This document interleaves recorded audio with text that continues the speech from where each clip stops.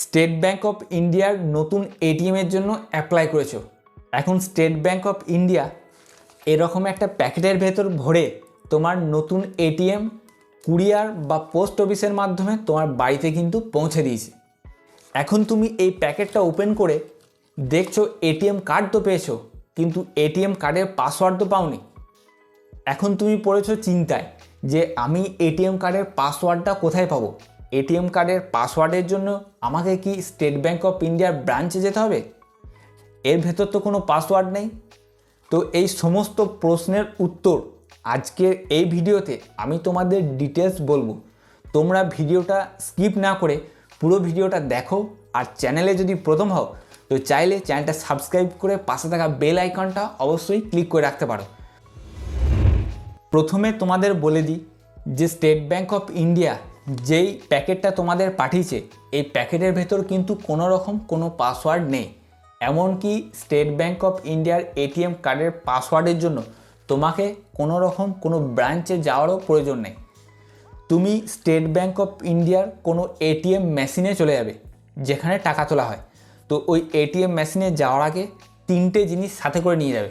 এক হচ্ছে state bank of ইন্ডিয়ার যে এটিএম কার্ডটা এসেছে সেটা, তার সাথে যেই নাম্বারটা তোমার ওই স্টেট ব্যাঙ্ক অফ ইন্ডিয়ার অ্যাকাউন্টের সাথে লিঙ্ক আছে সেইটা, এবং 3 নম্বরে যেটা নিয়ে যাবে সেটা হলো তোমার স্টেট ব্যাঙ্ক অফ ইন্ডিয়ার পাসবুকটা। এই তিনটে নিয়ে তুমি স্টেট ব্যাঙ্ক অফ ইন্ডিয়ার যে কোনো এটিএম ব্রাঞ্চে চলে যাবে। এটিএম ব্রাঞ্চে চলে যাওয়ার পর আমরা এই ভিডিওতে দেখাবো যে কিভাবে তোমরা তোমাদের পাসওয়ার্ডটা ওই এটিএম ব্রাঞ্চে গিয়ে সেট করবে। তার প্রত্যেকটা অপশন আমি এই ভিডিওর সেকেন্ড পার্টে দেখাবো। প্রথমে তোমরা তোমাদের এটিএম কার্ডটাকে মেশিনের ভেতর ভরবে। মেশিনের ভেতর ভরার পর দেখো একটা অপশান এসেছে যে ডোমেস্টিক আর ইন্টারন্যাশনাল। তো তোমরা এখানে ডোমেস্টিক অপশানটায় ক্লিক করবে। ক্লিক করার পর এখানে দেখো তোমাদেরকে ওয়েট করতে বলছে। তো আমরা এখানে ওয়েট করে যাব। ওয়েট করার পর দেখবে একটা অপশান আসবে যে ইংলিশ আর হিন্দি। তো তোমরা ইংলিশও সিলেক্ট করতে পারো, আর যদি হিন্দিতে সুবিধা হয় তো তোমরা হিন্দিটাও সিলেক্ট করতে পারো। তো এখানে আমরা ইংলিশটা সিলেক্ট করে নিলাম। এরপর পিন জেনারেশন বলে যে অপশানটা আছে সেই পিন জেনারেশন অপশানে কিন্তু আমরা ক্লিক করব। ক্লিক করার পর দেখো জানতে চেয়েছে please enter your account number. তো তোমাদের যেটা অ্যাকাউন্ট নাম্বার সেটা এখানে বসাবে। বসানোর পর প্রেস ইফ কারেক্ট এই অপশানটায় ক্লিক করবে। এখানে তোমরা তোমাদের মোবাইল নাম্বারটা বসাবে। বসানোর পর প্রেস ইফ কারেক্ট এই অপশানে কিন্তু ক্লিক করবে। ক্লিক করার পর দেখো your transaction is being proceed please wait. তো এখানে তোমরা কিছুক্ষণ ওয়েট করে যাবে। ওয়েট করে যাওয়ার পর এটিএম মেশিন থেকে দেখবে একটা কাগজ বেরোবে। ওই কাগজটা তোমরা ছিঁড়ে পাশের যে ডাস্টবিনটা থাকে সেই ডাস্টবিনে ফেলে দেবে। এরপর দেখবে তোমাদের মোবাইল নাম্বারেতে একটা মেসেজ আসবে। সেই মেসেজে কিন্তু এটিএম পিন নাম্বারটা থাকবে। সেই পিন নাম্বারটা কিন্তু 24 ঘন্টার মধ্যে তোমাকে চেঞ্জ করতে হবে। তো আমরা এখানে পিন নাম্বারটা চেঞ্জ করে নিচ্ছি। তো ঠিক আগের মতনই আমরা এটিএমটা মেশিনের ভেতর ভরবো। এরপর আমরা চলে যাব ব্যাঙ্কিং অপশানে। ব্যাঙ্কিং অপশানে ক্লিক করব।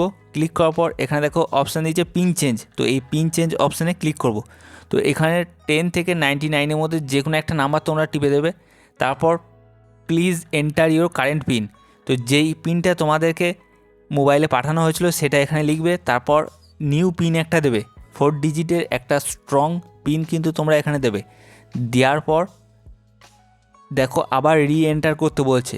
তো তোমরা আবার একবার ওই পিনটা বসাবে। বসালেই কিন্তু তোমাদের পিনটা চেঞ্জ হয়ে যাবে এবং ওই এটিএমের পিনটা কিন্তু তোমাদের এটিএমে সেটও হয়ে গেল। তো এইভাবে তোমরা তোমাদের নতুন এটিএম কার্ডেতে কিন্তু পিন সেট করতে পারো।